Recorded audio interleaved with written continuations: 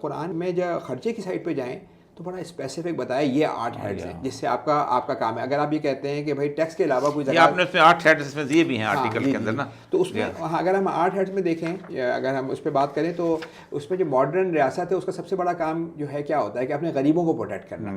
پہلے 2 ہیڈ جو ہے نا اس میں امام شافعی کا بھی یہ ہے کہ جو 8 ہیڈز ہیں اس میں کوشش یہ کرنی چاہیے کہ 12.5 سب کو ایکول دیں, کیونکہ اللہ تعالیٰ نے 8 چیزوں کے برابر.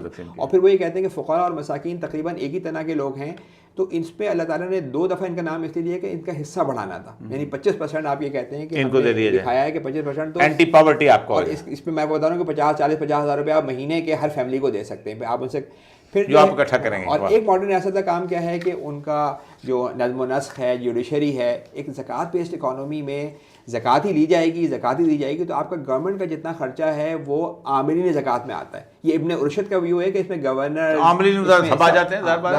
اگر آپ ٹیکس نہیں لینا, صرف زکوٰۃ لینا ہے تو یہ تو نہیں ہوتا کہ اکٹھا کرنے والے جائے اس کو 4 تنخواہ دے, نانا عاملین میں پورا آ جاتا ہے. اور مال. اور اس کے بعد ہم آگے جائیں مؤلفۃ القلوب, اس میں وہ لوگ کہ جو ناراض ہیں, جن کی آپ کو مخالفت ختم کرنی ہے, جن کو اسلام کی طرف راغب کرنا ہے. پھر اس کے بعد اگر ہم 5ویں جائیں تو اس میں وفر رقاب کہ جی گردنیں چھڑاؤ, تو آج قیدی ہیں سارے. جی تو اس میں پاکستان میں رشید رضا کا اس میں بھی یہ تھا کہ جو آپ نے بیرونی قرضے لیے ہیں, اکنامک جو آپ نے غلامی کی وہ آپ پے کر سکتے ہیں. 25 کروڑ کو غلام بنایا نا, 25 کروڑ کی گردن چھڑاؤ. دیکھیں ابھی ہم نے نا اس پورے سسٹم میں ہم نے ڈومیسٹک ڈیٹ کو ختم کر دیا, لیکن جو فارن ڈیٹ ہے لوگ پوچھیں گے وہ کیسے ختم ہونا ہے.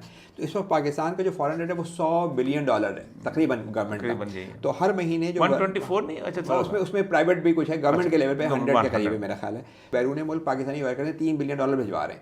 تو آج اگر ہم پاکستانی اپنی امپورٹ اور ایکسپورٹ کو برابر کر لیں, جتنا ایکسپورٹ کریں اتنی ہی امپورٹ کریں, تو ہم 3 سال میں بیلنس آف پیمنٹ برابر ہو جائے, ڈیٹ برابر پے کر سکتے ہیں, کیونکہ 3 بلین تو ہمیں ہر مہینے مل رہے ہیں. اچھا, اور غارمین جو ہے وہ یہ وہ لوگ ہیں کہ جو غریب تو نہیں ہیں, امیر ہیں, لیکن کسی مصیبت میں پھنس گئے, کسی قرضے میں آ گئے, کوئی سیلاب آ گیا, کوئی اور مسئلہ آ گیا, تو ایک ایمرجنسی ہیلپ کے لیے بھی 12.5%. گاڑی خراب ہو گئی, تباہ ہو گئی, گر گیا, گھر گر گیا, وہ سب ٹھیک ہے. اور 7واں ہے جو ہے فی سبیل اللہ, اس میں جو ہمارے ائمہ کا ویو تھا کہ اس میں فائٹرز انوالو ہیں, تو آپ کا جو پوری آرمی اکوپمنٹ, اس کی تنخواہیں, ہر چیز آرمی. اور آخری جو ہے جو ہم نے بات کی جو ابن السبیل, اس میں ڈاکٹر حمید اللہ کا آپ نے نام سنا ہوگا, ان کا جی میں جانتا ہوں, فرانس والے, کہ سارا جو آپ کا انفراسٹرکچر ہے, یعنی روڈ, ابن السبیل کیونکہ اس میں مسافر کو کے لیے آپ کو سہولیات وہ کرنی ہے.